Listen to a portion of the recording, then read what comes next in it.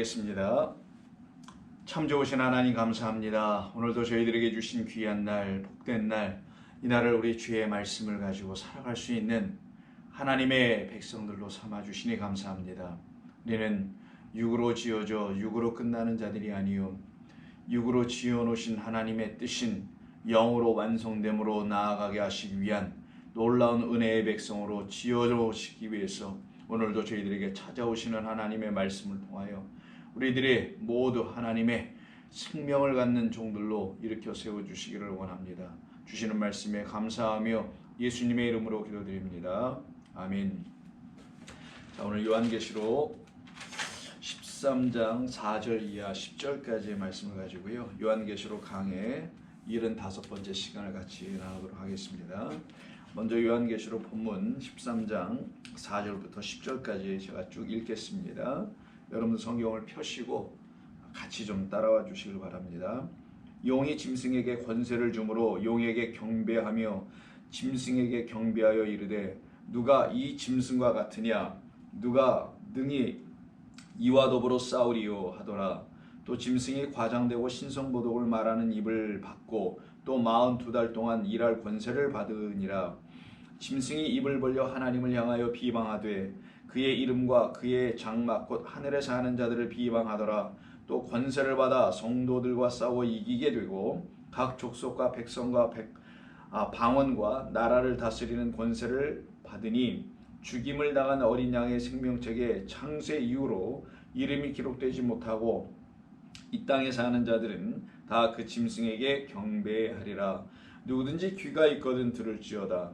사로잡힐 자는 사로잡혀 갈 것이요 칼에 죽을 자는 마땅히 칼에 죽을 것이니 성도들의 인내와 믿음이 여기에 있느니라. 아멘. 자, 오늘 본문 13장 4절부터 10절까지 바다 짐승이 하는 일에 관계된 부분입니다. 이 부분만 우리가 같이 나누고요. 다음 주에는 땅의 짐승이 하는 이야기인 11절과 18절에 걸쳐져 있는 말씀들을 가지고 나누겠습니다. 우리가 지난 몇 주에 걸쳐 가지고 이 13장의 부분을 좀 구체적으로 바라보았던 것은 이 용이 누구이며 또 바다 짐승은 무엇이고 누구이며 그리고 이 땅의 짐승은 누구이며 그들이 하는 일은 또 어떤 일이었는지 개괄적이며 또 심층적으로 그들이 하는 일들을 우리가 좀 살펴보긴 했었습니다. 그래서 용은 누구인지를 우리가 알게 됐고요. 바다 짐승은 누구인지 땅의 짐승이 누구인지를 우리가 알게 됐습니다. 다시 말씀드리면 용은 어떤 존재를 말하냐면 참되신 하나님이 아닌 다른 하나님으로 우리가 그 하나님을 바라보고 그리고 그 하나님을 숭배하고 경배하고 예배하게 되면 그를 누구라고 하느냐? 용이라고 하는 겁니다. 진짜 참 하나님을 우리가 만나고 알지 못하면 그 하나님은 우리에게 오히려 용이 된다는 거예요. 그러니 이런 말이 가능하게 됩니다. 차라리 믿지나 말걸 이런 말이 나오게 되는 거예요. 차라리 알지나 말걸 뭐 이런 말도 생기게 되는 겁니다. 차라리 몰랐더라면 더 나았을걸. 그래서 예수님께서 이런 말씀하죠. 가룟 유다에게 차라리 나지 않았으면 좋았을걸. 그것은 무엇을 말하냐면 하나님의 생명을 가질 사람들로 이 땅에 우리가 태어난 것인데 그럼에도 불구하고 하나님의 그 생명을 갖지 못한 자로 떨어진다면 그게 무슨 유익이 있겠는가라는 말씀을 하시는 거거든요. 그래서 우리가 예수님을 통하여 영원하신 아버지 하나님을 알게 되고 믿게 되고 의지하게 되고 의뢰하게 되는 이 신앙의 삶을 이뤄내기 이전의 삶을 한번 생각해 보죠. 그때는 하나님도 모르고 예수님도 모르고 교회도 모르고 성경도 모르고 진리도 모르고 아무것도 몰랐을 때 아니겠어요? 그때는요 우리의 생각으로만 살아가고 있었던 우리들의 옛 모습입니다. 그런데 이제 그리스도 예수 안에서 믿음이라는 삶을 갖기 시작합니다. 전에는 한 번도 가져보지 못했던 삶을 갖게 되는데 그걸 갖다 믿음이 있는 삶, 믿음의 삶, 믿음 생활이라고도 하기도 하죠. 뭐 신앙생활. 그 삶을 살아간 이후에 하나님을 그때 온전히 알아가게 하시는 그리스도 참된 그리스도 예수님을 먼저 알지 못한다면 어찌 그 하나님을 소개하러 이 땅에 오신 또한 동시에 하나님으로 이 땅에 오신 예수 그리스도로 말미암아 하나님을 어떻게 알게 될 거냐고요. 그 예수님도 모르는데 하나님을 어떻게 알게 될 거냐는 거죠. 믿음의 공동체라는 이 교회를 통하여 하나님을 알지 못하게 된다면 오히려 그 하나님은 우리에게 어떤 존재가 되냐?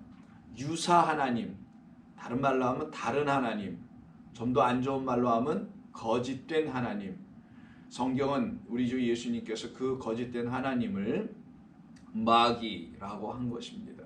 그걸 용이라고 하고요. 옛뱀, 마귀, 사탄, 용이라고 하는 거예요. 그 용이 지금 어떤 일을 하고 있느냐? 지금 무슨 말이냐면 용은 따로 있지 않아요. 하나님만 계신 겁니다, 여러분. 오해하지 마세요. 하나님만 계신데 그 하나님을 온전히 바라보지 못하면 그 하나님이 그렇게 잘못 바라보고 있는 성도들에게 누가 되느냐? 용이 된다는 거예요. 그 용이 하나님을 잘못 바라보고 있는 우리들, 인간들에게 성전을 하나님이 주신 그곳에서, 그 바다짐승이라고 하죠. 하나님을 헛되이 경배하도록 만들어 버리더라는 거예요. 우리가 하나님을 온전한 우리 주님이 알려주신 그 아바 아버지로 만나지 못하게 되면 그는 용이 됩니다. 용은 어떤 일을 하냐? 바다짐승에게 권세를 줘요. 그 바다짐승은 하나님께서 당신을 가르치시기 위해서 알려주시려고 계시에 보여주시려고, 왜? 영은 보이지 않으니까 보이는 것 육으로, 육은 이 육체를 육이라고 하는 게 아니에요. 보이는 걸 육이라고 하는 거예요.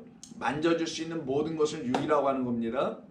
그 육을 갖다가 보이는 것으로 주신 것이 성전이라고 했죠. 그걸 지금 하나님의 온전한 성전이어야 되는데, 다른 말로 하면 하나님을 진리로 온전하게 참되게 거룩하게 알려주는 성전이어야 되는데, 그 성전이 그 하나님을 들춰내지 못하게 되면 이 성전을 갖다 뭐라고 하냐? 바다짐승이라고 하는 겁니다. 그러니 용이 바다짐승에게 권세를 준다라는 말이 나오게 되는 거예요. 그래서 4절에서 용이 짐승, 바다짐승에게 권세를 주어서는 그 용에게, 즉 권세를 받은 바다성전인 바다짐승인 성전이 그 권세를 용으로부터 받아서는 그 용을 경배, 예배하게 만들더라는 거예요. 그래서 바다짐승인 율법성전은 계속 하나님을 온전히 예배하는 곳이 아니었고 용을 예배하는 곳이 되었다는 거예요. 다른 말로 하면 마귀를 예배하는 곳이 됐다는 걸 말하는 겁니다. 그래서 하나님께서 주신 그 성전을 참된 하나님을 가르치는 것으로 그 역할을 하지 못하다 보니 그 율법 성전이 하나님을 흉내내고 있는 용을 섬기더라는 거예요. 그들은 하나님을 섬긴다고 얘기하지만 잘못 본 하나님을 섬기고 있으니, 그래서 결국 용을 섬기고 있는 것이니 그들은 곧 마귀를 예배하고 있게 된 것입니다. 이 율법 성전인 바다 짐승에게 용이 권세를 줘서요, 용이 어떤 일을 하냐면, 먼저는 그 바다 짐승인 성전이 자기 자신 용을 경배하게 하고요, 또 짐승에게도 경배하도록 하게 합니다. 그 성전도 예배하게 만들더라는 거예요. 성전을 섬기게도 만들더라는 거예요. 그러면서 용이 하는 말이, 누가 이 짐승과 같을까? 누가 이 율법 성전과 같을까? 그 말은 이 율법 성전에 비할 것이 무엇인가 있으면 나와보라. 왜? 그거보다 더한 권세를 갖고 있는 곳이 없으니까 하는 말이겠죠. 더 나아가서 누가 능히 이와 더불어 싸우랴. 이와는 다름이 아닌 바다짐승이니까 율법 성전과 더불어 싸워 이길 수 있을까? 라고 하며 용이 기세등등한 당당한 모습으로 그 권세를 바다짐승에게 좀 주고 있는 것이죠. 이것은 율법만 가지고 하나님을 잘못 깨달아 알고 있는, 율법화되어 있는 성전 안에 거하는 소위 이스라엘 백성들, 지금으로 말하면 기독교인들을, 우리를 말하는 것입니다. 이들의 잘못된 신앙생활의 모습을 지금 이야기하고 있는 것이기도 하죠. 그래서 자기들이 섬기는 그 성전과 그 성전에 거하고 있다고 하는 용이라는 거짓된 하나님과 대적하여 싸울 수 있는 자는 아무도 없다라고 이야기하고 있는 거예요. 이때 5절을 보겠습니다. 또 짐승이 이제는 바다 짐승에게 넘어옵니다. 용이 권세를 줬으니까. 또 그 바다 짐승이 이제는 무엇을 하는가? 과장되고 신성모독을 말하는 입을 받고 또 42달 동안 일할 권세를 받으니라 라고 되어 있어요. 이때 과장된다는 말이 되어 있는데, 과장된다는 말보다는 그냥 메가스라는 말이에요. 메가스는 뭐 쓰지는 않겠습니다. 커다란, 큰, 메가바이트 뭐 이런 거 있잖아요. 그래서 커다란이란 뜻, 크다란 뜻, 이런 형용사예요. 그래서 great 이런 의미가 있습니다. 그냥 큰 겁니다. 엄청나게 커 이런 거예요. 굉장히 커, 메가 이런 거죠. 그리고 굉장히 크고, 그러니까 어떤 힘이 있는 거겠죠. 그런 의미를 담고 있는 게 과장되다는 말이고요. 동시에 신성모독을 하는 입을 받고, 그러니까 이 바다짐승은 어떤 입을 갖고 있네요. 그 입이라는 것은 바다짐승이라는 율법 성전이 율법을 말한다는 측면에서의 그 입을 말하는 겁니다. 근데 그가 신성을 모독하네요. 이때 신성 모독한다는 말은 좀 써드리겠네요. 블라사페미아라고 합니다. 블라사페미아. 자, 블라사페미아라고 해요. 자, 블라사페미아라는데 이거는 블라스하고 페미의 합성어예요. 블라사는 천천히, slow라는 뜻을 갖고 있어요. slowly, 뭐 천천히. 페미는 뭐냐? 말, 아니면 보고, 아니면 선포. 동사로 말하면 말하다, 선포하다, 이런 뜻을 갖고 있어요. 그러면 이 둘을 합성하니까 뭐겠어요? 천천히 말하다 혹은 선포하다, 이런 의미를 갖고 있겠죠. 근데 이걸 갖다가 지금 뭐라고, 지금 이 문자적 이런 두 합성어의 의미를 뭐라고 번역한 거냐면, 어떤 의미를 갖냐면 이 말이 신성모독, 영어로 blaspheme이라는 신성, 하나님 거룩한 것을 모독하다 혹은 회방하다 혹은 비방하다, 이런 단어로 사용되는 겁니다. 이게 지금 명사거든요. 그래서 blasphemeia 하면은 신성모독, 회방, 이런 뜻으로 사용돼요. 그래서 이 말이 다시 사용된 게 6절에 또 나옵니다. 짐승이 입을 벌려 하나님을 향하여 비방하되 라는, 비방이란 말로 다시 한번 이렇게 쓰여요. 여기서도 같은 단어예요. 신성모독, 같은 단어를 계속 번역했으면 좋았을 텐데 어디 또 비방, 어떤 또 뭐 신성모독 하다 보니까 다른 것 같아 보는데 이 셋은 다 같은 말이에요. 회방, 비방, 신성모독의 의미가 뭔가? 천천히 말하다라는 이 말 안에 담아놓은 의미가 뭐냐? 진리를 회방, 비방하다라는 뜻이에요. 진리가 진리로 들려지지 않게, 다른 말로 하나님의 말씀을 진리로 들리게 하지 않게 천천히 말한다는 의미가 있다는 거예요. 왜 이게 천천히 말한다는 말을 하냐면, 바다 성전이라는, 바다 짐승이라는 그 율법 성전의 지도자들을 보면은 전부 다 율법을 강론하고 말하는 배운 자들이었거든요. 당시의 고대 사회를 생각해 보세요. 못 배운 자들이 거의 대다수인데 글자를 알고 학문을 알고 뭐 배웠다는 사람도 아주 소수에 불과합니다. 이들은 자기들이 갖고 있는 그 지식이 하나의 힘과 권세와 권력이 되어 있거든요. 그래서 높은 자리에 앉아 있는 겁니다. 회당의 높은 자리라든가 뭐 성전의 높은 자리, 모세의 자리라고 우리 예수님께서 말씀하시는 그 지배자의 자리에 앉아가지고는 천천히 말을 해요. 다들 그렇잖아요.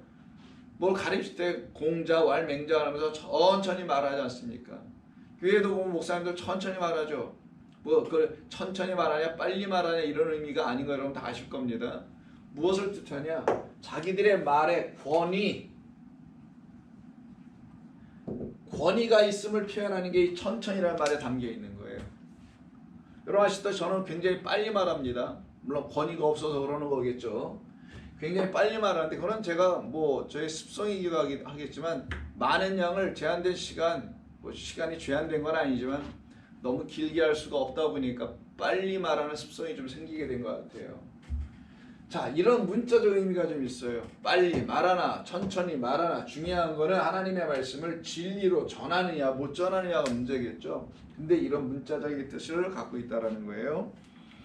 그래서 진리를 회방하는 입인데 비방하는 입인데 이게 어떤 입이냐? 메가스 입이라는 거예요. 메가톤급이죠. 엄청난 권위와 권세가 있고 더 나아가서는 파괴력까지 있어서 이 말로 사람들의 영혼을 해하게 되는 것이죠. 이때 이 말하는 입이라고 되어 있어요. 보면 5절 잘 보세요. 오늘 한 절 한 절씩 구체적으로 여러분들 설명해 드리겠습니다. 잘 따라오시면서 깨우치시길 바랍니다. 자, 5절 보면 과장되고 신성모독을 말하는 입이라고 되어 있어요. 이때 말하는 입, 입은 스토마라는 거니까 그렇게 중요하지 않고 말하는 입이 중요해요. 어떤 입이냐? 입은 당연히 말하겠죠. 이렇게 단순히 생각할 수 있을지 모르겠지만 요걸 랄레오라고 해요. 랄레오라고 하면 그냥 말하는 레고하고 달라요. 요 레고라는 게 단어가 또 있어요. 이건 말하다예요. 그냥 단순히 말하는 것, 일상에 대화하는 거 있죠. 근데 랄레오라고 하면 그냥 대화가 아니고 진리를 말하는 거예요. 진짜를 말하는 것, 참된 것. 세상은 요즘에 뭐 팩트라고 하죠. 한국말로 뭐 팩트, 뭐 팩트 체크를 한다는데 한국식 영어로는 팩트죠. 사실에 근거하려고 하죠, 사람들은. 팩트는 진리가 아닙니다. 팩트는 그냥 사람들이 눈으로 보고 확인하여 검증해서 갖게 된 겉의 표상, 이걸 팩트라고 하는 거예요. 그건 진리가 아니에요. 근데 세상에 팩트를 뭐 알려고만 하죠. 그것만 얘기하기도 하고. 랄레오는 뭐냐? 진이 참된 거, 성경적으로 말하면 진리를 말하다. 이런 뜻이 바로 랄레오예요. 그러면 이 바다짐승이 지금 용으로부터 권세를 받아서 어떤 일을 갖고 있냐? 과장되고 신성모독을 하는 말을 하더라. 진리를 회방하기 위해서 자기가 어떤 진리라고 말을 하는 게 있다는 거예요. 하나님이 말씀 그게 진리가 아니고 내가 말하는 이게 진리야 라고 성경을 오해하여 풀었다라는 겁니다. 그래서 자기들이 말하는 것, 내가 말하는 게 진리야 라고 하면서 율법 성전에서 제사장과 모든 그 가르치는 자들이 있죠. 율법을. 이들이 율법을 진리로 가르쳐야 되는데 율법 자체가 그냥 진리야. 이 문자가 진리야. 이렇게만 가르치고 말았다라는 거예요. 그래서 자기들도 진리를 말한다고 얘기했던 것이죠. 그래서 바다짐승인 이 율법 성전은 겉으로 보이기에는요, 하나님의 크고 위대한 진리를 전하는 자들 같아 보여요. 왜?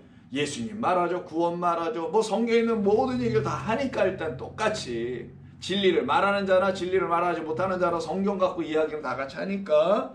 그래서 하나님의 크고 위대한 진리를, 메가스, 크고 위대한 진리를 말하는 것처럼 보이나 사실은 진리의 말씀을 모독하는 자들, 그리고 회방, 비방하고 있는 자들이라는 것을 성도들이야, 교회요, 깨달아 알아라 라고 지금 13장을 주는 거예요. 그런 13장을 우리가 지금 공부하고 있는 이유는 참되신 하나님의 말씀을 분별하는 하나님의 영, 성령이 교회들에게 말하시는 그 말씀을 들어야 하는 사람들을 놓고 이 말씀을 주신 거란 얘기예요. 그들에게만 분별할 수 있는 능력이 생깁니다. 자, 5절 볼게요.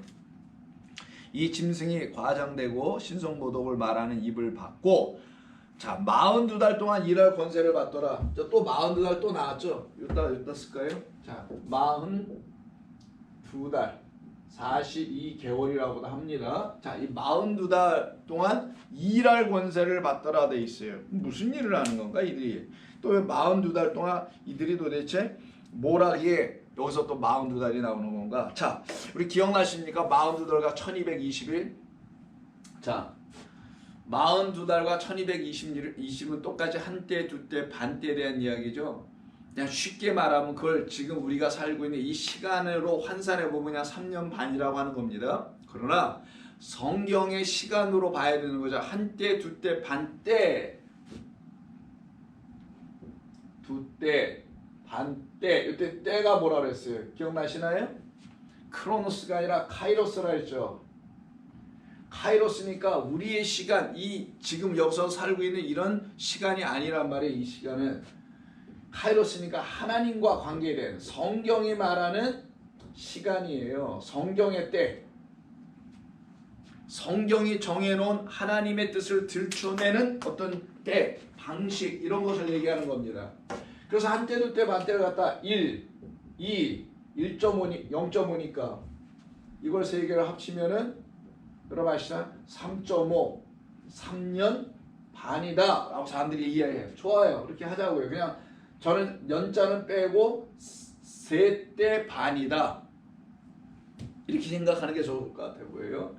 이걸 갖다가 둘로 나눈 것이, 첫째는 42개월이라고 하는 한때 두때 반때가 있는 거고요. 또 하나는 1261로 월과 일로 나눠서 설명한 거란 말이에요. 왜 그러냐? 이 한때 두때 반때, 여기도 3.5 여기도 3.5, 이 둘이 합쳐지면 7이 되는 겁니다. 하나님께서는 먼저 42개월을 우리에게 주시는 거예요. 이거를 첫 번째 3.5의 한때 두때 반때라고 하는 거예요. 두 번째 거는 여기입니다. 여기는 두 번째 것은 어떤 것으로 주시는 거냐? 한때 두때 반때를 똑같이 주시는데, 그러니까 결국은 뭐예요? 숫자가 같다라는 것은 내용 같은 게 있다라는 거예요. 첫 번째 것을 주셨다고 두 번째 것으로 한때 두때 반때를 준 겁니다. 그러면 첫 번째 것으로 주신 한때 두때 반때가 뭐냐? 먼저 주신 거니 먼저 우리가 받은 거죠. 그걸 갖다 성경은 이른 비라고 하고, 나중에 받은 것은 늦은 비라고 하는 거예요. 이른 비는 뭐고 늦은 비는 뭐? 이건 하나님이 먼저 우리에게 주신 율법, 문자로 쓰여진 것. 두 번째는 복음이라는 거예요. 율법과 복음이라는 이 두 가지를 설명해 주려고 한때 두때 반때 이른 비, 늦은 비로 설명했다는 거, 여러분 지난 한 달 좀 됐는데 우리가 들어서 기억하시라고 대략 한번 복습해 본 거고요. 자, 그런데 이 바다 짐승이 하는 일에는 요 밑에 일이, 두 번째 일이 없고 요것만 하더라는 거예요. 무슨 말이겠어요? 이들 바다 짐승 율법 성전이니 이들이 갖고 할 수 있는 유일한 것은 이거밖에 없다라는 거예요. 이들에겐 지금 복음이 없다라는 겁니다. 다른 말로 하면 율법을 복음으로 못 듣고 있다라는 거예요. 율법 안에는 은혜와 하나님의 은혜와 하나님의 진리를 담은 말씀이 기록된 게 율법인데, 이걸로 못 들어내면은 그냥 율법으로 끝나는 거예요. 그런 계명이 되게 됩니다. 그래서 율법만 갖고 있는 율법 성전, 바다 짐승 상태에 있기 때문에 이들이 42달 동안 일할 권세를 받아요. 그러면 바다 성전은 뭐냐? 아니, 바다 짐승은 뭐냐? 율법 성전이라고 했죠. 그럼 율법 성전은 뭐 하는 거냐? 먼저 율법만 이야기하는 것 뿐인 거예요. 언제까지? 한때, 두때, 반때가 다 될 때까지. 그리고 누가 오시면? 그리스도 예수라는 하나님의 성령, 진리의 영이 오시면 이 율법 42개월 동안 42달 동안 하고 있었던 일이 딱 끝나고, 그로 인하여, 주님으로 인하여 율법이 온전히 하나님의 은혜와 진리를 담은 복음이라는 사실로 다시 들려주게 되는 거예요. 그거를 늦은 비라고 하는 거고, 우리에게 완성의 복음이라고도 하는 것입니다. 그래서 율법 성전이 말하는 그 입의 권세로, 그래서 입의 권세, 42달 동안은 그 말하는 입에, 진리를 말한다지만 진리가 아니라 반쪽짜리 진리인 율법만 말하고 있는 그 입의 권세로 오히려 이들은 어떤 일을 하고 있냐? 하나님의 참되신 성전을 짓밟고 있는 자들이에요. 그래서 그 앞에 있는 11장 2절을 보시면, 성전 바깥 마당은 측량하지 말고 그냥 두라. 이것은 이방인에게 주었은즉 그들이 거룩한 성을 42달 동안 짓밟으리라. 이런 말이 나오죠. 그리고는 누굴 보내요? 42달 동안 짓밟히면 이게 끝난 게 아니잖아요. 그러면서 누구 보냅니까? 3절에 두 증인을 보내서 그들에게 권세를 줘서는 늦은 비를, 그래서 한때 두때 반때가 여기서 또 일어나게 되죠. 그래서 이른 비 상태만 있어서 곡식이 알곡으로 열매가 맺어지지 않고 있는 이들에게 늦은 비인 성령 두 증인은 예수 그리스도가 하나요. 성령으로 오시는 거죠. 그래서 예수님께서 성령으로 따오시는 것을 두 증인이라고 하는 거예요. 두 증인은 뭐냐면 하나님께서 우리에게 율법이라는 첫 번째 증거의 책, 그래서 증거 장막이라고 하잖아요. 율법 성전을 증거의 책인 증인으로 율법을 우리에게 주시는 거예요. 하나님을 증거하는 책이에요. 그런데 이 증거하는 책은 율법으로는 온전하지 못해. 그래서 두 증인인 성령께서 우리에게 오셔서 율법을 다시 가르쳐 주시면은 그때 어떻게 돼요? 율법이 은혜와 진리, 긍휼의 말씀, 사랑의 말씀 우리에게 다시 들려줘요. 이걸 갖다가 두 번째 증거의 책이다.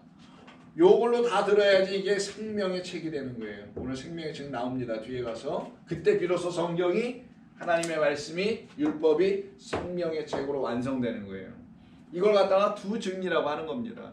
그러니까 두 증인은 예수 그리스도와 성령을 말하는 거예요. 예수 그리스도께서 죽으시고 성령이 되시는 요 일이 우리 가운데 일어날 때 비로소 우리는 이 과정을 다 우리 안에서 겪어서 뭐가 되냐? 완전한 자들이 된다. 일곱이 된다라는 거예요. 우리가 그 언약의 백성이 된다는 걸 말하는 겁니다. 이것을 지금 가르쳐 우리에게 알려주는 말씀이 본문의 말씀인 거예요. 그러니까 우리가 이 42개월이다 이런 말을 들 때 42달이라는 말을 들 때는 여러분들께서 이런 이해를 가지고 이제 성경을 듣고 이해하게 될 때 혹여 이 42달을 잘못 설명하고 있는 어떤 분들의 말을 들을 때 여러분들은 구분하여 들을 수가 있게 되는 거예요. 이게 뜻이 무엇이었는지를 하나님께서 왜 3년 반 동안이라는 그 엘리야 시대 때 아합 왕 때 비를 내리지 않게 했는지 이른 비만 내리고 끝난 거예요. 그냥 또 한 번 비가 와야지 씨 뿌려진 그 곡물 저기 식물들이 알곡을 맺게 돼야 되는데 그러지 못하고 있는 상태 그 상태에 그게 바로 이스라엘 율법 성전의 상태였다고 하는 거예요. 거기에 있는 이스라엘 백성들 지금 우리 주님께서 당신의 영의 말씀으로 그들을 온전케 구원하시겠다 이런 뜻입니다. 자, 6절을 저 보겠습니다. 6절을 보시게 되면 다음과 같이 말씀되어 있어요. 짐승이 입을 벌려 자 입을 가졌죠. 말하는 권세를 입을 벌려 하나님을 향하여 비방을 하겠죠. 당연히 그의 이름과 그의 장막과 하늘에 사는 자들을 비방하더라. 자, 이들이 하는 일이 무엇인지 설명하는 거예요. 이들은 이제 율법 성전에 있는 제사장, 서기관, 바리새인 등등의 사람들입니다. 이들이 입을 벌려서 뭔가를 말을 하는데 자기들 생각에는 참되고 거룩한 말을 한다고 생각했는데 하나님은 말씀하시는 거죠. 우리 주님은 그들이 하나님을 비방하는 일을 하는 것이란다. 사실은 그들이 나를 욕되게 하고 있는 것이란다라고 말하는 거예요. 그걸 놓고 지금 말한 것이 짐승이 입을 벌려 하나님을 향하여 비방하더라는 말을 쓴 겁니다. 이때 짐승은 바다 짐승이니까 율법 성전이잖아요. 그래서 하나님은 이때 호데오스로 쓰게 됩니다. 영원하신 아버지 하나님을 말합니다. 짐승 곧 이 바다 짐승인 성전, 그 성전은 자신들이 하는 모든 일들이 하나님을 온전히 섬기는 일이라고 생각을 했단 말이에요. 그런데 너희들이 그렇게 하는 것이 오히려 나를 비방하고 모독하는 일이야 라고 지금 말씀하고 계신 거예요. 그들은 참된 진리의 말을 하고 있지 못하다는 얘기죠. 하나님을 열심을 다해 섬기고 율법을 가르쳐 지키게 하고 있는 그들의 일이 오히려 하나님을 욕되게 하고 비방하게 하는 겁니다. 그래서 이 바다 짐승은요 6절에서 뭐라고 하냐면은 그 하나님을 비방하는 것뿐만 아니라 그리고 더 나아가서 누구까지 비방하냐면 그의 이름과 그의 장막 곧 하늘에 사는 자들을 비방하더라. 그의 이름과 그의 장막 안에 사는 사람들까지 비방하더라는 거예요. 이들이 바로 성도들이죠. 자, 그렇다면 그들의 비방의 그 범위가 넓어지잖아요. 이 바다 짐승인 율법 성전이 1차적으로는 그들의 율법 성전 안에 있는 자들을 미혹합니다. 그리고는 더 나아가서 자기들의 성전 안에 거하기를 원하지 않아서 그 밖으로 나가버린 사람들이 또 있어요. 자, 설명해 드릴게요. 이게 무슨 말인지. 왜 장막 안에 거하는 자 이렇게 표현되어 있잖아요. 장막 안에 거하고 하늘에 사는 자들이라는 이 사람들이 누구인지. 자, 바다 짐승. 자, 율법, 성전. 자, 예루살렘 성전을 말하는 거예요. 자, 예루살렘이라는 성전. 자, 예루살렘 성전이 바다 짐승이죠. 이 바다 짐승이 입을 벌려 하나님을 비방합니다. 두 번째는 그 안에 거하는 자들을 비방하는, 누구를 비방하냐면은 하늘에 사는 자와 그 장막 안에 거하는 자라고 되어 있어요. 그럼 1차적으로 이 바다 짐승은 어떤 일을 하냐? 자기들의 율법 성전 안에 여전히 남아있는 사람들이 있죠. 이들을 갖다가 비방합니다. 두 번째는 이 안에서 나온 사람들이 있어요. 자, 율법 성전에서 나온 성도들이 있어요. 이 성도들을 지금 어떻게 하냐? 비방한다는 얘기예요. 예수님께서 오셨습니다. 예수님께서 이 땅에 오셨어요. 오시기 전에 전부 다 율법이에요. 율법 성전 안에 거해요. 모든 사람들이. 예수님이 오셔서 부활 승천하신 이후에 그리스도까지 써야 되겠죠. 그럼 기준이 하나 생기겠죠. 그럼 여기 무슨 성전이냐? 말씀 성전의 시대가 열리는 거예요. 율법 성전의 시대를 합시다. 편의상. 그러면 율법 성전의 시대에서 살고 있었던 모든 이스라엘 사람들이 예수님의 말씀을 듣고 일로 넘어오게 되잖아요. 이들을 갖다가 사도요, 믿음의 백성이라고 하는 거죠. 믿음의 선진들, 구름 같은 증인들을 말합니다. 이들이 지금 일로 나온 거란 말이에요. 그리고 이들이 하나님의 거룩한 말씀 성전인 하늘 성전, 하늘 성소라고 해요. 이걸 하늘에 있는 하늘의 장막이라고 하는 겁니다. 이 안에 드디어 거했어요. 일로 넘어왔기 때문에. 이 넘어와 있는 이들을 놓고 율법으로 여전히 뭐하더라? 비방하더라. 이 얘기예요. 이건 지금도 똑같은 일입니다. 예수께서 2000년 전에 오셨음에도 불구하고 여전히 율법 성전에 거하고 있는 수많은 교회들이 있어요. 그 교회에서 나와서 참된 은혜와 진리의 말씀으로 오신 분이 나의 주 예수 그리스도였고 그분을 가르치는 것이 성경이었구나 라는 걸 깨달아 안 사람들은 그의 말씀 예수 그리스도 안으로 들어가 버려요. 이렇게 이들을 갖다가 말씀 성전 성령의 전 하늘의 성소 하늘의 장막에 거한 자들이라고 해요. 이들을 지금도 이들 교회에서 이쪽으로 넘어와 있는, 여기도 교회라고 해야 되죠. 이쪽 교회 사람들 어떻게 합니까? 비방하죠. 이쪽은 은혜와 진리만을 붙들고 있어요. 영과 진리만 붙들고 있는 사람들입니다. 이들은 행위까지 있어요. 자기들이 내세우는 어떤 신앙의 행위들을 가지고 은혜와 진리만을 붙들고 있는 자들을 모독하더라는 거예요. 너희들은 왜 은혜와 진리만을 이렇게 중요시 여기는 거야? 이 세상에 나가서 무슨 역할도 해야 되고 행함이 있어야 될 것 아니야 라고 말하는, 여전히 행위의 법으로 하나님의 말씀을 취하고 있는 자들.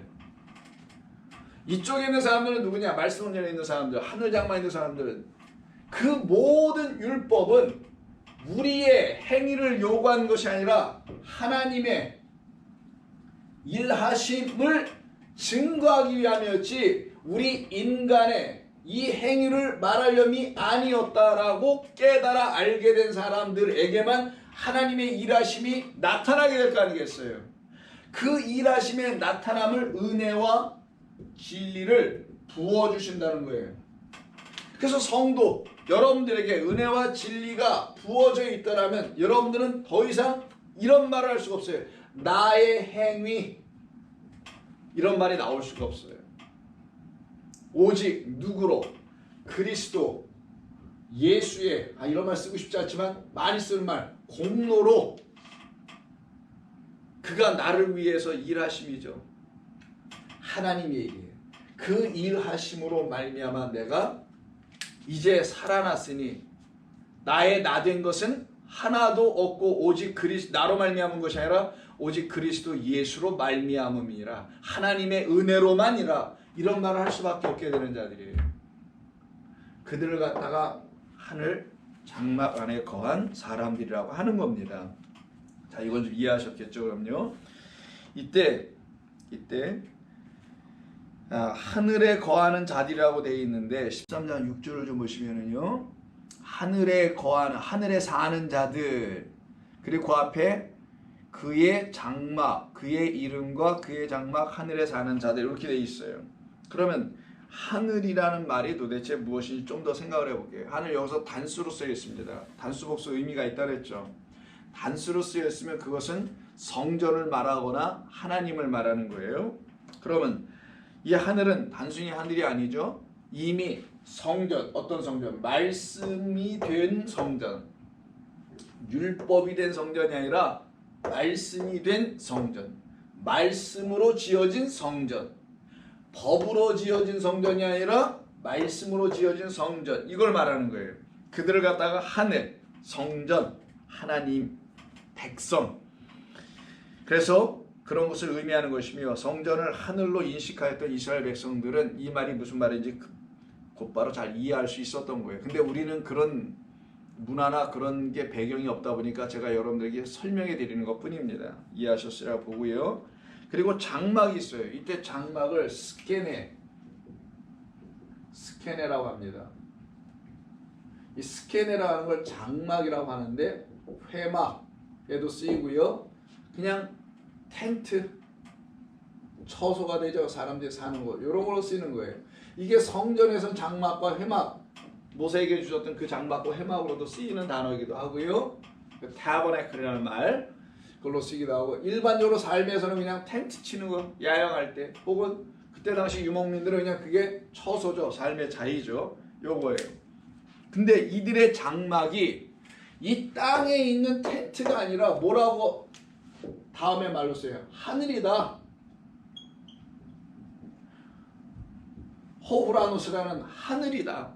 이들의 장막은 하늘에 사는 자들, 하늘과 장막을 연결해 버린 거예요. 지금 성경이. 왜? 이들은 땅의 장막에 사는 자들이 아니기 때문이라는 거죠. 그러면 이 스케네가 사용된 곳이 어떤 때 사용되냐면 누가복음 16장 한번 예를 들어 볼게요. 누가복음 16장 9절 한번 보십시오. 누가복음 16장 9절 보면 내가 너희에게 말하노니 불의의 제물로 친구를 사기라. 이거 불의한 청지기에 대한 이야기입니다. 친구를 사기라. 그리하면 그 제물이 없어질 때에 그들이 너희를 영주할 처소로 영접하리라. 이때 그들이 너희를 영주할 처소로 영접한다고 할 때 처소가 나오죠. 이 처소가 바로 스케네예요. 그럼 이때 영주할 처소라고 되어 있는데 이건 의역이고 영원한 처소입니다.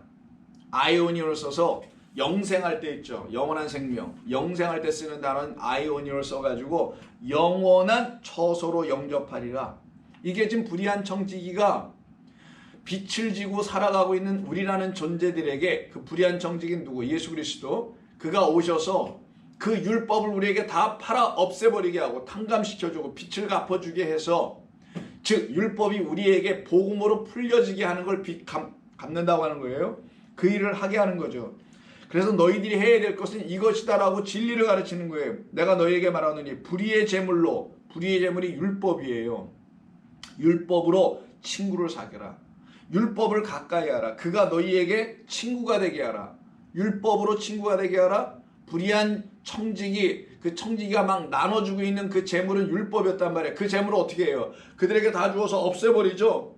그들의 뭐를? 빛을 없애잖아요. 그걸 없애게 해주는 그 불의한 청지기인 그리스도 예수께서 하시는 일이 뭐였냐? 우리를 친구 삼으시려고 오셨다는 거예요. 당신께서 우리를 친구 삼기 위해서, 친구 삼다는 건 당신의 죽음이에요. 친구를 해야 죽는 거니까. 그러면 뭐가 떠나가냐 우리에게서? 불의한 재물, 불의한 청지기가 갖고 있는 그 불의한 재물이 불의한 청지기가 또 갖고 있으니까 동시에 없어져. 불의한 청지기, 율법을 관할했었던 그 청지기도 없어지고 그가 붙들고 있었던 불의한 재물인 율법도 다 없어져. 그럼 우리 우리를 고발하고 참수하고 있었던 율법이라는 그 계명이 우리에게서 떠나가는 거예요. 그게 바로 율법의 이름으로 이 땅에 오신 하나님의 겉의 말씀으로 이 땅에 오신 예수님의 죽음을 말하는 거예요. 그래서 친구가 친구를 위하여 목숨을 내놓는다라고 하신 거예요. 요한복음에서도. 그래서 하시는 말씀, 내가 너에게 말하노니 불의의 제물로 친구를 사귀라. 불의의 제물, 율법으로 친구를 사귀라. 그리하면 그 제물이 없어질 때, 왜? 그 제물은 반드시 없어지게 될 거야. 그 제물을 갖고 있는 누가 없어질 거니까? 불의의 청지기가, 예수께서 십자가에서 죽으실 거니까 없어질 때 그들이 너희를 영주할 처소로 영접하리라. 율법이 너희를 어디로 인도한다는 거예요? 스케네, 영원한 장막, 그건 하늘이에요. 이 땅은 영원한 장막이 없으니까 텐트는 햇빛 많이 찌면 몇 년 쓰면 찢어지잖아요. 집도 마찬가지고 영원한 장막 스케네인 하늘로 우리를 인도하리라. 땅에서 하늘로 이끌어 가시겠다라는 것을 말씀하는 거예요. 그것을 이루시는 이야기입니다. 이게 지금 누가복음 불의한 청지 이야기가 여러분 또 오랜만에 들으신 것 같은데 다시 한번 기억해 보시고요. 그래서 히브리서 9장에서도 이런 말씀을 하는 거예요. 9장 11절 한번 보겠습니다. 히브리서 9장 11절. 그리스도께서는 장래 좋은 일의 대제사장으로 오사 손으로 짓지 아니한 곳, 손으로 진 건 율법 점정 바다 짐승이에요. 짓지 아니한 것, 여기 어디? 이게 아니라 말씀 보이는 게 아니니까 하나님이시니까 이건 그리스도를 말하는 거니까, 자, 손으로 짓지 아니한 것, 곧 이 창조에 속하지 아니한 더 크고 온전한 장막으로 말미암아 할 때 온전한 장막이 나와요. 그게 바로 스케네예요. 손으로 짓지 아니한, 영으로 지은 거네요. 성령으로 지으신 거네요. 그래서 하나님의 말씀으로 지어진 겁니다. 다시 이걸 재창조. 거기가 어디냐? 그런 사람들이 또 거하는 것이니 온전한 장막으로 말미암아 염소와 송아지에 필요하지 아니하고 오직 자기 피로 영원한 속죄를 이루사 단번에 성소에 들어가셨느니라 할 때도 사용되는 말입니다. 자, 정리하면 결국엔 하늘 아버지의 장막인 하늘 성소, 바로 영원한 처소, 우리가 거할 영원한 처신 하늘, 그 하늘 아버지 품입니다.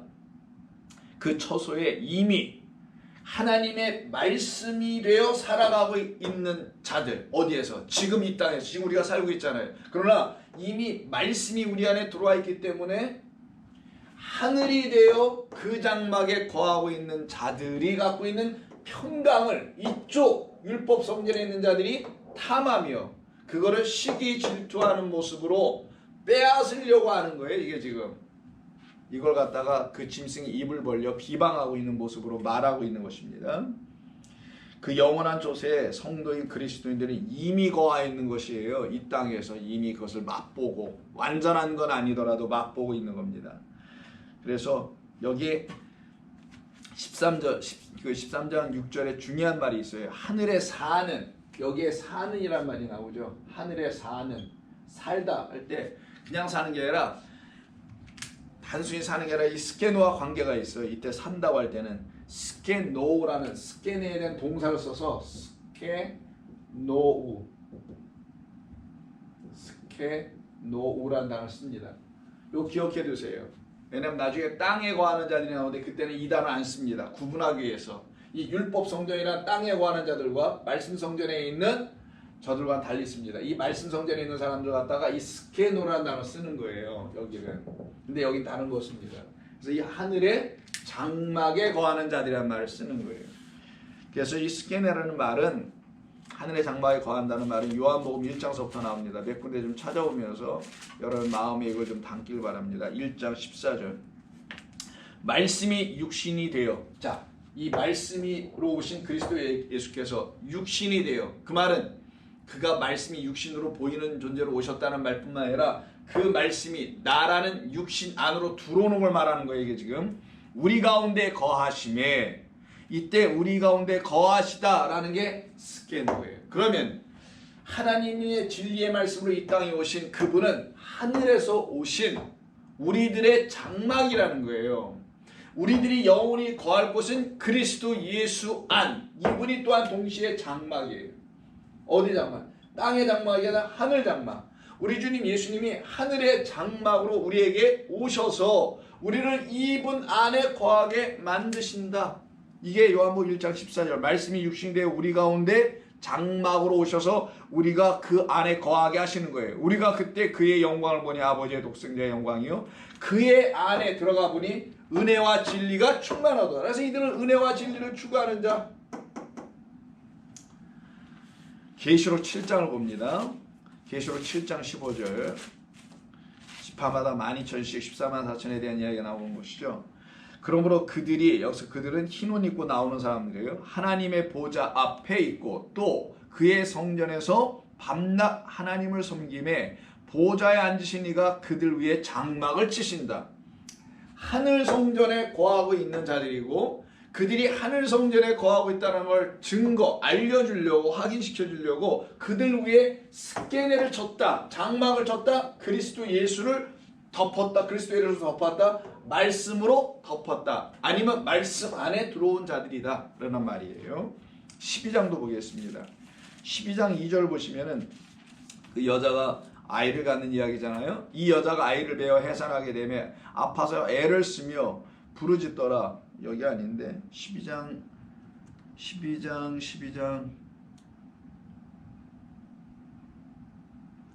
제가 뭐 잘못 쓴 12절인가? 그러므로 하늘과 땅에 관한 자들을 즐거워하라. 그러나 땅과 바다는 화 있을지어 마귀가. 여가 뭐 이거 잘못 쓴 것 같습니다. 21장 넘어갈게요. 21장. 제가 나중에 한번 다시 한번 확인해 보겠습니다. 21장 3절. 자, 새하늘과 새 땅에 대한 이야기가 있는 것이죠. 내가 들으니 보좌에서 큰 음성이 나서 이르되 보라 하나님의 장막이 사람들과 함께 있음에 하나님이 그들과 함께 계시리니 그들은 하나님의 백성이 되고 하나님은 친히 그들과 함께 계셔서 라고 할 때 함께 있음에 라는 말이 나와요. 하나님의 장막이 그들과 함께 있음에, 요게 스케노예요. 하나님의 장막이 그들과 함께 있음에. 그러니까 하나님의 장막이라는 건 진리의 그리스도 예수께서, 왜? 그가 장막으로 오신 거니까 우리를 덮으시기 위해서 그의 안에 들어와서 그의 안에서 영원토록 영원한 처소가 되게 하시려고 하시는 거예요. 그래서 영구한 처소라고 누가복음에서 말한 거죠. 영구한 처소인 그리스도 예수 안으로 우리를 이끌어가기 위해서 율법을 사겨라 이런 얘기했던 거예요. 아까 누가복음은. 그러니 그리스도 예수라는 영구한 처소인 하늘 장막, 하나님의 장막이 사람들과 함께 있더라. 그럼 정리하면 이렇게 되겠죠. 자, 하나님의 장막은 곧 하늘을 말하는 것이며 하늘은 그리스도 예수를 말하는 것이다. 이 모두를 뭐라고 하냐? 말씀이다. 근데 이게 율법이 아니라 진리이다 라는 거예요. 율법이 아니고 진리이다. 이 안에 거한 자들을 말하는 거예요. 이들은 성도라고 하는 거예요. 이들을 하나님의 백성이라고 하는 겁니다. 바다 짐승은 이 성도들과 싸워 이기고 오히려 온 땅과 열방을 다스리는 권세를 갖게 돼요. 좀 이상하잖아요. 이쪽이 이길 것 같은데 왜 이쪽이 이기냐고요. 잘 나가다가. 그 이유는 무엇일까? 왜냐하면 하나님의 영원하신 뜻을 이루어야 하기 때문인 겁니다. 하나님의 영원하신 뜻은 당신의 말씀에 순종할 거냐 아니면 불순종할 거냐. 순종이 뭐라 그랬죠? 듣는 거라 그랬죠. 들을 것이냐 듣지 않을 것이냐. 이 말은 하나님의 말씀을 은혜와 진리를 담은 그리스도 예수로 들을 것이냐 아니면 불순종 뭐예요? 그리스도 예수는 그냥 입으로 말은 해. 교회가 다 그리스도 예수는 얘기하잖아요. 근데 전부 다 누구로? 여긴 불순종이라는 말은 듣기는 듣는데 잘못 듣고 다르게 듣는 거예요. 뭘로 듣냐? 나로 들어, 자기로 들어, 역사로 들어, 인간의 삶으로 들어, 정치로 들어, 뭐 등등. 결국 뭐야? 사람 생각. 이 인간의 생각으로만 하나님의 말씀을 듣고 있는 자들을 갖다가 불순종한다고 하는 거예요. 여러분 생각해 보세요. 율법 성전에 거하고 있는 현대 교회들 보면은 불순종합니까? 겉으로 볼 때는? 아니 그들은 하나님의 말씀을 더 잘 지키는 것처럼 보여지잖아요. 더 잘 순종하는 것처럼 보여지잖아요. 말씀 그대로 산다고 하니까 말씀대로 산다고 하고 문자적 그대로 그냥 다 산다고 하니 더 순종하는 것처럼 보이잖아요. 근데 이들이 왜 그런 불순종하는 자들이 되는 거냐? 그걸 이해해야 되죠. 그래 그들을 불쌍히 여기는 마음이 생길 거 아니겠어요. 그건 뭐냐? 듣지 않는다는 게 불순종인데 뭘 듣지 않냐? 그리스도 예수로 듣지 않고 누구로 듣는 거냐? 자기로 들어요. 세상으로 듣고 인생으로 듣고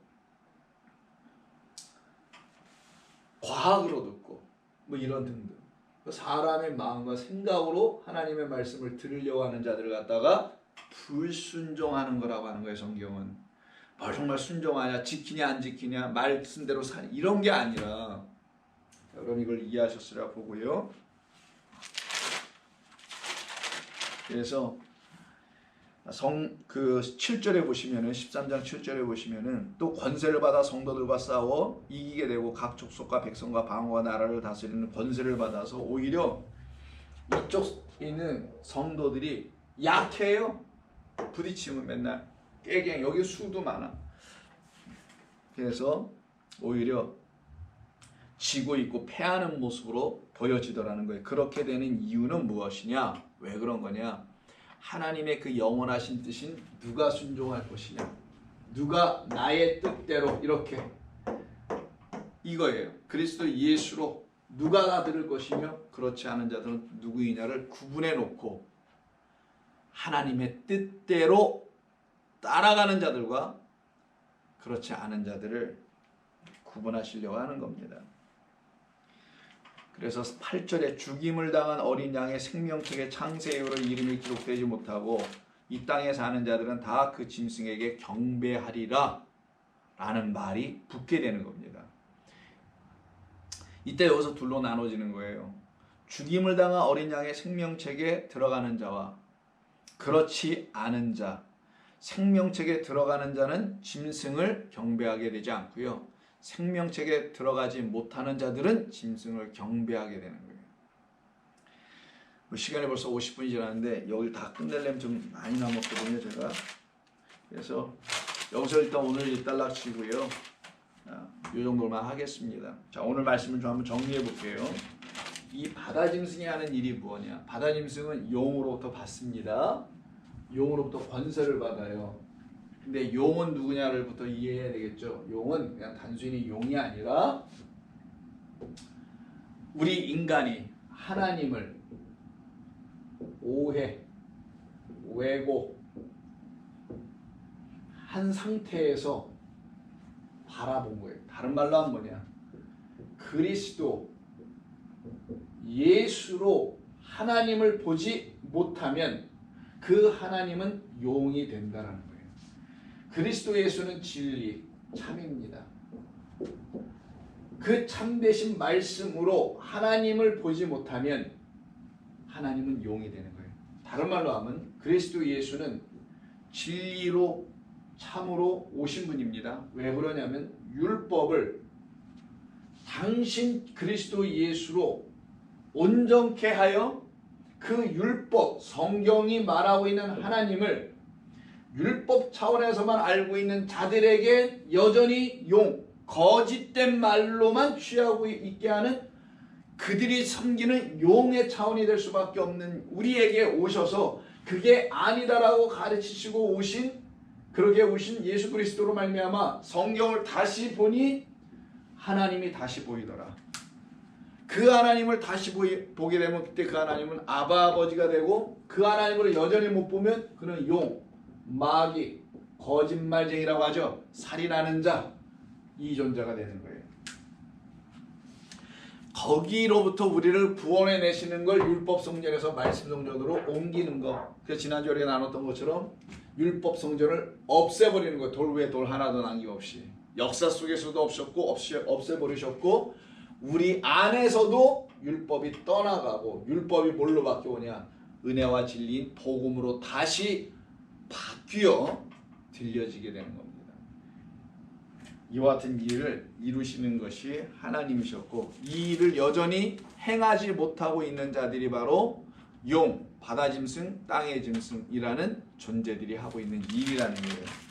거기에 대하여 성도들은 날마다 은혜와 진리만을 붙들고 있으니 어떤 하나님이에요? 정말 보이지 않는 하나님을 붙들고 있으니 보이는 하나님을 붙들고 있는 이 보이는 성전, 눈에 보이는 성전, 교회와 돌로 지어있는 성전, 시멘트로 지은 성전, 이 성전 보이는 하나님을 붙들고 있는 자들에 의해서 날마다 어떻게 하냐?